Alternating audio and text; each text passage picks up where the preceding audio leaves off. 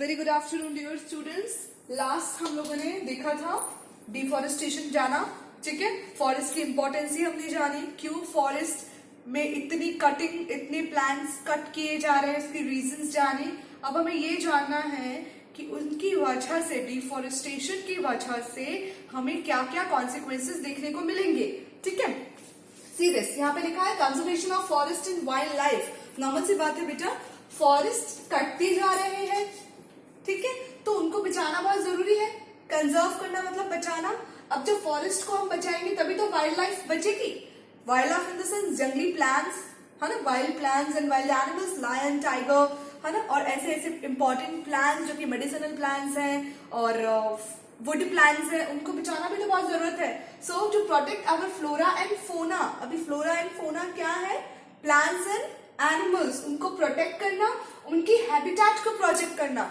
Habitat मतलब where they live, जहां वो रहते हैं, जहां हम रहते हैं उस जगह को हम हैबिटेट बोलते हैं, ठीक है। उनके प्रोटेक्टेड एरियाज, जैसे कि लायन है, ठीक है, एक पर्टिकुलर एरिया में रहता है, टाइगर प्रोटेक्टेड एरिया में रहता है, तो उन जगहों को प्रोटेक्ट करना, जिनको क्या बोला जाता है? Sanctuaries, national parks, biosphere reserves, जो कि गवर्नमेंट के द्वारा मार्क कर दिए गए हैं कि ये पर्टिकुलर एरिया जंगली जानवरों का है, यहाँ पे important medicinal plants, important woody plants पाए जाते हैं।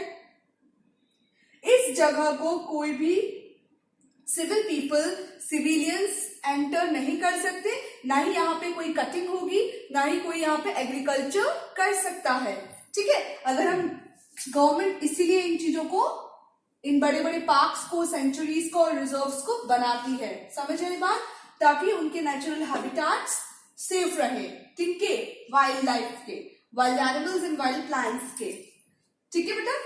Plantation, cultivation, grazing, falling trees, hunting and poaching, ये सब यहाँ पे क्या होते हैं? प्रोहिबिटेड होते हैं। मतलब आप वहां पे कोई भी एग्रीकल्चर ग्रोथ नहीं कर सकते, आप कोई प्लांट नहीं उगा सकते, आप अपने एनिमल्स को ग्रेज नहीं करवा सकते, काउ बफेलो को, ठीक है। आप वहां पे कोई भी प्लांट्स को कट नहीं कर सकते, आप वहां पे हंटिंग नहीं कर सकते, ठीक है, किसी का पीछा नहीं कर सकते। लाइक जैसे कि लायन एंड टाइगर्स को हंट किया जाता है, किसके लिए? उनकी स्किन के लिए। बट वहां पे sanctuaries, national parks and biosphere में ये सारी चीजें प्रोहिबिटेड है, हम यहाँ पे ये सब नहीं कर सकते। जब हम ये सब नहीं करेंगे तभी तो उनके नेचुरल हैबिटेट सेफ रहेंगे, है ना बेटा। याद है ना, आप लोग कई सारे नेशनल पार्क्स और इस तरीके की सेंचुरीज वगैरह घूमने भी जाते होंगे। कान्हा नेशनल पार्क है, कॉर्बेट नेशनल पार्क है उत्तराखंड के अंदर, ठीक है।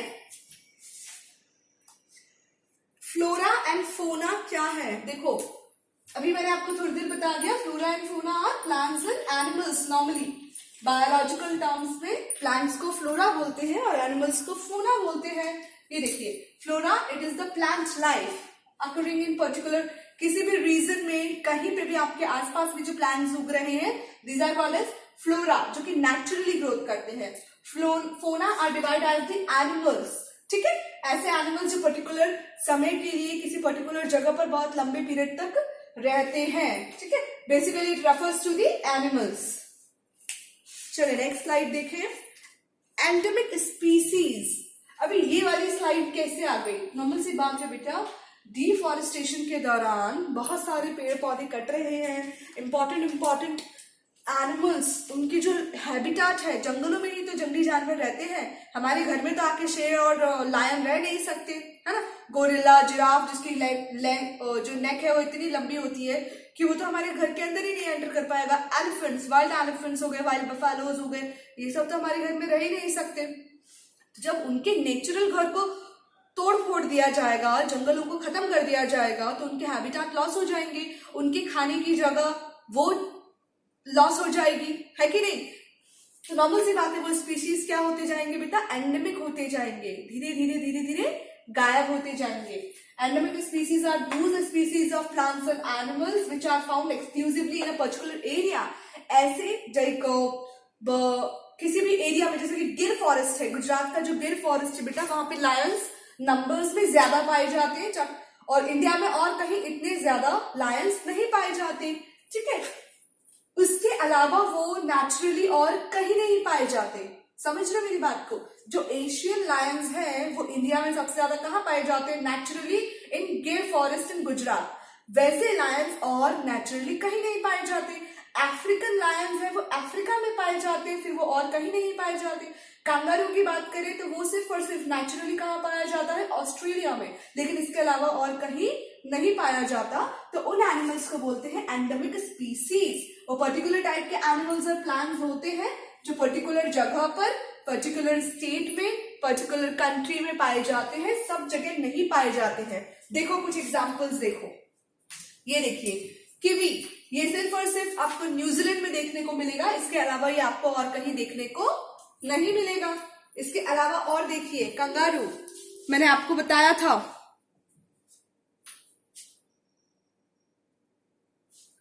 कंगारू, ये एंडेमिक स्पीसीज है ऑस्ट्रेलिया की, ये ऑस्ट्रेलिया में आपको ज्यादा देखने को मिलेगा। इसके बाद देखिए सेंट्रल अमेरिका में ये एंट ईटर पाया जाता है। ये ज्यादातर कहाँ पाया जाता है? सेंट्रल अमेरिका में ही पाया जाता है ना? इसकी शक्ल देखो आप, फेस देखो, आगे की तरफ स्नाउटी होती है, बहुत पैनी चिड़िया की चोंच के जैसी, बीक की जैसी होती है। और ये ज्यादातर क्या खाता है? एंट्स खाता है। ठीक है बेटा? तो वो जो एनिमल्स थे बेटा, ये सारे एनिमल्स बेटा जो मैंने अभी आपको दिखाए, किवी और कैंगरू, एंट ईटर, ये सब क्या है? ये अपनी पर्टिकुलर जगह पर ही पाए जाते हैं, इसके अलावा और कहीं नहीं पाए जाते हैं नेचुरली। ठीक है? These are called endemic species. अब ये एंडेमिक स्पीसीज, नॉर्मल सी बात है, क्वेश्चन मन में आएगा क्यों? सेंट्रल अमेरिका में ही एंट ईटर क्यों पाया जाता है? गुजरात में ही क्यों एशियन लायंस पाए जाते हैं? किवी सिर्फ और सिर्फ ऑस्ट्रेलिया में, न्यूजीलैंड में ही क्यों पाया जाता है? क्यों बाकी सब जगह नहीं पाया जाता? उसका भी रीजन है। क्या रीजन होते हैं बेटा? क्या कुछ एनिमल्स जो अपने ही एक ही जगह पर सीमित हो गए हैं, उसका रीजन ये है कि या तो उनके हैबिटेट्स डिस्ट्रॉय कर दिए गए हैं, मतलब लाइक कैंगारू की बात करें तो वो ऑस्ट्रेलिया में इसलिए ही पाए जाते हैं क्योंकि दूसरी जगह पर उनको एक तो वहां के जैसा एनवायरमेंट नहीं मिलता। ठीक है? क्लाइमेट देखो यहाँ पे लिखा हुआ है क्लाइमेटिक चेंज। ऑस्ट्रेलिया का जो क्लाइमेट है वो कंगारू के लिए अच्छा है, वो वहां पे सरवाइव कर सकते हैं, लेकिन इंडिया में सेम वैसा कोल्ड क्लाइमेट नहीं पाया जाता ऑल द टाइम, इसलिए कंगारू नहीं पाए जाते। ठीक है? कई बार उनके जो नेचुरल हैबिटेट्स हैं वो नहीं मेच खाते, जैसे कि किवी, न्यूजीलैंड में उसको वो नेचुरल हैबिटेट मिलता है, लेकिन सेम टू सेम वैसा हैबिटेट उसको अर्थ पर कहीं और नहीं मिलता। ठीक है? इसके अलावा कई बार कुछ जगहों पर, जैसे कि हम माने एंट ईटर ले लेते हैं हम, ठीक है? अभी एंट ईटर से पहले सेम वैसा ही एक और एनिमल उस जगह पर पाया जाता था सेंट्रल अमेरिका में, लेकिन वो उससे थोड़ा साइज में छोटा था, वो भी एंट ही खाता था। क्या हुआ? उस पर्टिकुलर जगह पर अब नई पॉपुलेशन, नई स्पीसीज ग्रो कर गई। कौन सी वाली? Ant eater. तो जो पुरानी वाली स्पीसीज थी उसको क्या किया उसने? सारे के सारे एंट्स कौन खा लेता था? Ant eater. तो एंट ईटर तो वहां पे बढ़ते चले गए, लेकिन जो दूसरी एंट ईटर की स्पीशीज थी वो धीरे धीरे खत्म होती चली गई। समझे? तो ये भी एक रीजन है कि पर्टिकुलर जगह पर कोई जब नई स्पीशीज आ जाती है तो उन दोनों स्पीशीज के बीच में कंपटीशन होने लगता है, जिस वजह से कोई एक स्पीशीज गायब हो जाती है और एक स्पीशीज बढ़ती जाती है नंबर्स में। ठीक है? तो ये 3 रीजंस हैं जिसकी वजह से एंडेमिक स्पीशीज फॉर्म होते हैं। चले नेक्स्ट देखिए। अब एक IUCN है बेटा। IUCN का फुल फॉर्म बहुत इंपॉर्टेंट है, याद रखना है, international union of conservation of nature and natural resources. ये एक इंटरनेशनल यूनियन है जो क्या करती है? नेचर को और नेचर में पाए जाने वाले नेचुरल रिसोर्सेज को कंजर्व करके रखती है, बचा के रखती है। नेचुरल रिसोर्सेज मतलब नॉन लिविंग भी होते हैं और लिविंग भी होते हैं। लिविंग मतलब एनिमल, प्लांट्स वगैरह सब, और नॉन लिविंग मतलब सॉइल, वाटर वगैरह ये सब। ठीक है? इन सबको बचा के रखती है। ये रेयर एनिमल्स को क्लासिफाइड करती है किसके बेस पर? Present and past distribution. अभी कितने एनिमल्स प्रेजेंट है और पास्ट में कितने एनिमल्स प्रेजेंट थे, उन दोनों के बेस पर क्लासिफाई करती है। Population, number of population in course of time, like particular इतने साल में लायंस गिर फॉरेस्ट में कितने पाए गए और आगे आने वाले टाइम में वो कितने पाए जाएंगे, रिप्रोडक्शन रेट कितनी है। ठीक है? वो निकाल के रखती है। abundance and quality of natural habitats.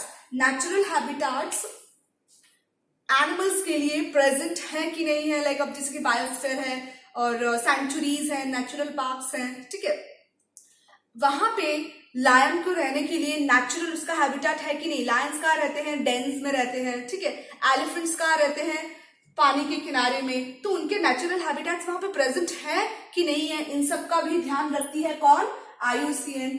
Biological and potential value of the species, particular species की कितना पोटेंशियल है, वो पर्टिकुलर एरिया में, पर्टिकुलर क्लाइमेट वाली एरिया में रह सकती है कि नहीं। भाई लायन है, वो ज्यादातर नॉर्मल टेम्परेचर पे रहता है, पता चले कि उसको कैसा टेम्परेचर मिल रहा है 0 डिग्री सेल्सियस, तो वो सर्वाइव ही नहीं कर पाएगा, ठीक है। कंगारू है, वो ठंडे एरिया में सर्वाइव करता है, लेकिन उसको रख दिया गया किसमें, हॉट टेम्परेचर वाले एरिया में, तो वो सर्वाइव नहीं कर पाएगा। तो इन सारी चीजों की नॉलेज कौन रखता है, IUCN रखती है, ठीक है। और इसी वजह से वो एनिमल्स को क्लासिफाइड करती है कि ये पर्टिकुलर एनिमल इस सेंचुरी में रहेगा, ये पर्टिकुलर एनिमल इस बायोस्फीयर रिजर्व में रहेगा, ठीक है। ये देखिए, अब नेक्स्ट देखते हैं हम एक्सटिंक्ट स्पीसीज। एक्सटिंक्ट स्पीसीज वो है बेटा जो एक टाइम पे एग्जिस्ट हुआ करती थी, बट उसके बाद बिल्कुल खत्म हो चुकी है और अब बिल्कुल भी दिखाई नहीं देती है। जैसे कि वूली मैमोथ, ये एलिफेंट के जैसे ही दिखते हैं, बट ये एलिफेंट से कहीं गुना ज्यादा साइज में बड़े होते थे। इनके टस्क एलिफेंट से कहीं गुना ज्यादा बड़े होते थे। ये एक टाइम पे बहुत ज्यादा पाए जाते थे अर्थ पे, लेकिन फिर अब बिल्कुल खत्म हो गए, ठीक है। अब और देखिए एक्सटिंक्ट एनिमल्स देखिए, और ये देखिए डायनासोर्स, कितनी सारी मूवीज में हम लोग सब देखते हैं ना, तो अब डायनासोर्स बिल्कुल नहीं पाए जाते। क्यों? क्योंकि एक्सटिंक्ट हो चुके हैं, गायब हो चुके हैं अर्थ पे से। सेबर टूथेड, ये देखो कितने बड़े बड़े टीथ हैं इसके, लेपर्ड के जैसा है लेकिन इसके टीथ बहुत बड़े बड़े होते थे, ये भी एक्सटिंक्ट हो चुका है। Tasmanian tiger, woolly mammoth, passenger pigeon, ये वो पिजन है जो पहले किसमें काम आते थे, मैसेज पहुंचाने में, पर आजकल के पिजन्स नहीं है ऐसे जो रिकॉग्नाइज कर सके। ग्राउंड स्लॉथ, गोल्डन टॉड, डोडो, ये सारे ऐसे एनिमल्स हैं बेटा जो अर्थ पर एक टाइम बहुत समय पहले बहुत सारे अपीयर्स, बहुत सारे अमाउंट नंबर्स में रहते थे, पाए जाते थे, बट इनमें से अब एक भी एनिमल अर्थ पर नहीं पाया जाता। इसको हम एक्सटिंक्ट एनिमल्स कहते हैं, ठीक है बेटा। नेक्स्ट आ जाते हैं एंडेंजर्ड स्पीसीज क्या होती हैं। एंडेंजर्ड स्पीसीज वो है बेटा जो खतरे में है। द स्पीसीज ऑफ प्लांट्स और animals that are in immediate danger, खतरे में है of becoming extinct and needs protection to survive. ऐसी स्पीसीज जो खतरे में है और धीरे धीरे गायब होने वाली है। हमने अभी थोड़ी देर पहले देखा एक्सटिंक्ट स्पीसीज मतलब जो गायब हो चुकी है, तो एंडेंजर्ड स्पीसीज वो स्पीसीज जो अभी इतनी कम हो चुकी हैं कि अगर उन स्पीसीज पर ध्यान नहीं दिया गया, IUCN अगर उन स्पीसीज पर ध्यान नहीं देगी तो वो बिल्कुल गायब हो जाएंगी, समझे। तो फिर वो भी किसमें काउंट करी जाएंगी, एक्सटिंक्ट स्पीसीज में ही काउंट करी जाएंगी। So it is very important कि उनकी तरफ ध्यान दें। देखो कौन कौन से एग्जाम्पल्स हैं एंडेंजर्ड के। बाल्ड ईगल, फार्मर्स उनको आजकल नुकसान पहुंचा रहे हैं क्योंकि ये किस पर फीड करेंगी, छोटे मोटे snakes and rates and squirrels या कुछ प्लांट्स वगैरह खाएंगी, लेकिन वो किसको खाते हैं, पेड़ पौधों को। तो फार्मर्स क्या यूज करते हैं, पेस्टिसाइड्स वगैरह, DDT वगैरह, है ना। तो वो रैट्स और स्क्विरल्स वगैरह खाते हैं और उनको कौन खाता है, बाल्ड ईगल। तो इनकी बॉडीज में क्या जा रहे हैं, harmful DDT compounds, harmful chemical compounds, जिसकी वजह से बाल्ड ईगल्स क्या होते जा रहे हैं, धीरे धीरे कम होते जा रहे हैं। क्योंकि ये जो अंडे देते हैं फिर वो अंडों की शेल कैसी हो जाती है, बहुत वीक हो जाती है, बहुत थिन सेल्स होती है, जिस वजह से अंडे बहुत जल्दी फूट जाते हैं और बाल्ड ईगल्स के बच्चे निकल नहीं पाते, बच्चे ग्रोथ नहीं कर पाते हैं। तो इसलिए बाल्ड ईगल्स भी क्या होते जा रहे हैं, धीरे धीरे कम होते जा रहे हैं। नेक्स्ट देखो ब्लू व्हेल, इसकी इतनी ज्यादा हंटिंग करी जा रही है। ये देखो आप 12,000 से भी कम ब्लू व्हेल अब पूरे ओशियन में पाई जाती है, इतना इनका हंट किया जा रहा है, शिकार किया जा रहा है। तो ये भी एंडेंजर्ड में आ चुकी हैं। तीसरा देखिए आप black rhinoceros horn, black horn rhinoceros, ठीक है। ये ईस्ट अफ्रीका में पाया जाता है, ईस्ट साइड में अफ्रीका के। ये भी अब एंडेंजर्ड स्पीसीज में आने लग गया है। And the very most Siberian tigers, जो कि सम एशियन कंट्रीज में पाया जाता है, उनमें से हमारे वेस्ट बंगाल रीजन में भी पाया जाता है, कॉर्बेट नेशनल पार्क में भी पाया जाता है, और इनकी संख्या भी बहुत कम होती जा रही है। लेकिन गवर्नमेंट अब इनके ऊपर ध्यान दे रही है, तो धीरे धीरे अब टाइगर्स की संख्या बढ़ती जा रही है, समझे। तो इसलिए एंडेंजर्ड स्पीसीज के ऊपर ध्यान रखना बहुत जरूरी है, अदरवाइज वो क्या हो जाएंगे, एक टाइम के बाद बिल्कुल गायब हो जाएंगे। टाइगर्स ऐसी कंडीशन में आ चुके थे, राइनोसेरॉस ऐसी कंडीशन में आ चुके थे कि वो बिल्कुल 100 या 200 नंबर्स में ही पाए जाते थे, और अगर उन पर ध्यान नहीं देते तो शायद आज हम टाइगर्स या राइनोसेरॉस देख ही नहीं पाते। बट गवर्नमेंट ने उनके ऊपर वर्क किया और अब हमें टाइगर्स एंड राइनोसेरॉस देखने को मिलते हैं। नेक्स्ट आ जाते हैं वल्नरेबल स्पीसीज।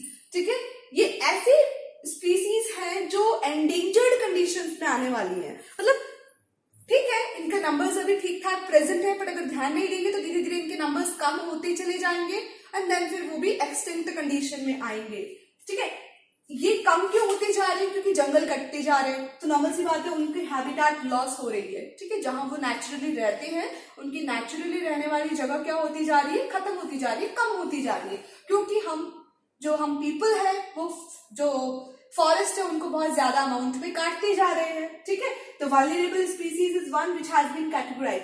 IUCN ने ऐसी स्पीसीज को क्या कैसे कैटेगराइज किया है कि ये एंडेंजर्ड होते जा रहे हैं।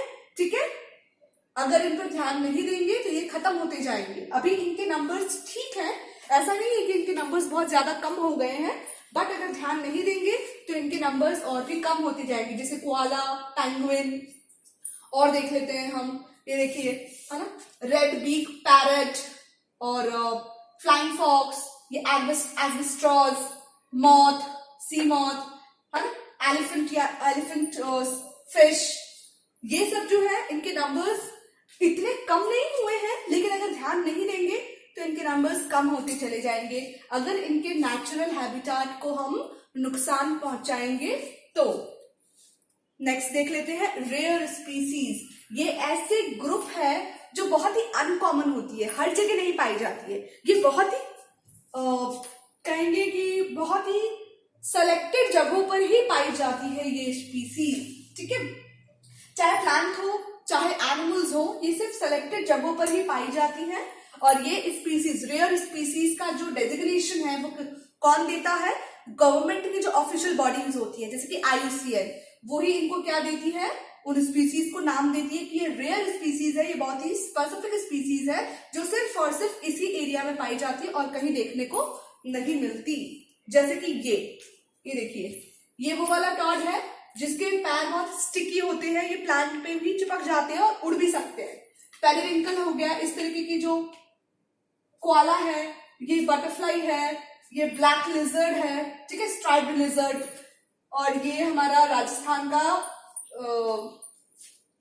स्टेट एनिमल है, बस I forgot the name, as deer के जैसा ही नाम है इसका। बट ये सारे एनिमल्स कैसे हैं, रेयर है, जो सिर्फ और सिर्फ पर्टिकुलर जगह पर ही पाए जाते हैं, सब जगह नहीं पाए जाते। अब थ्रेटेंड स्पीसीज, बेटा ऐसी स्पीसीज जो एंडेंजर्ड कंडीशन में आने वाली है किसी भी वक्त। ठीक है, species belong to any of the categories, कोई से भी कैटेगरीज में जो स्पीसीज आ जाती है, मतलब ऐसी स्पीसीज जिसको एंडेंजर्ड बोलेंगे या वल्नरेबल बोलेंगे या रेयर बोलेंगे, वो सब कैसी हैं, थ्रेटेंड स्पीसीज हैं। मतलब वो हमारी गवर्नमेंट की नजरों में आ चुकी हैं कि ये जो स्पीसीज हैं ये खत्म होने की कगार पर, मतलब इन पर खतरा मंडरा रहा है। किसी भी जगह पर आपने कोई काओ, बफेलो, डॉग, शीप, कैमल का आपने फोटो देखा नहीं ना, क्योंकि ये ज्यादा अमाउंट में, इनके ऊपर कोई खतरा नहीं है, तो इसलिए इनको थ्रेटेंड स्पीसीज नहीं बोलेंगे। लेकिन राइनोसेरॉस, कीवी और कोआला, गोरिल्ला, ये सब क्या है बेटा, थ्रेटेंड स्पीसीज है। ये या तो ध्यान नहीं देंगे तो एंडेंजर्ड में चले जाएंगे, अगर एंडेंजर्ड में ध्यान, वल्नरेबल में ध्यान नहीं देंगे तो भी एंडेंजर्ड हो जाएंगे, एंडेंजर्ड कंडीशन पे ध्यान नहीं देंगे तो बिल्कुल ही अर्थ पे से गायब हो जाएंगे। ठीक है, IUCN इनको लिस्ट कर देती है प्लांट्स एंड एनिमल्स को, मतलब ऐसी स्पीसीज जो थ्रेटेंड कंडीशन पे है, मतलब जिन पर खतरा मंडराने वाला है, या तो ये रेयर है या तो ये वल्नरेबल कंडीशन में है और या फिर एंडेंजर्ड कंडीशन में है, उन सारी स्पीसीज को वो रेड डेटा बुक में लिख देते हैं। कौन सी बुक में लिख देते हैं? रेड डाटा बुक के अंदर इन स्पीसीज के नाम लिख देते हैं ताकि इन पर ध्यान दिया जा सके, ठीक है, इनको बचाया जा सके। ये देखिए पैंडा, देखिए ये फ्लाइंग गर्डल स्क्विरल है, ये गोरिल्ला है। ये एक ऐसा प्लांट है जो अब बहुत ही रेयरली हमें दिखाई देता है। ये सब क्या है बेटा? थ्रेटेंड स्पीसीज है। अगर इन पर ध्यान नहीं देंगे तो धीरे धीरे एंडेंजर्ड कंडीशंस में आ जाएंगे। फाइन बेटा, तो आज का टॉपिक हमारा यही कंप्लीट होता है। नेक्स्ट क्लास में नया टॉपिक लेकर आएंगे, इंटरेस्टिंग है, अच्छे से पढ़ो, ध्यान से पढ़ो। कोई डाउट हो तो बेटा आप क्वेश्चंस पूछो। ओके।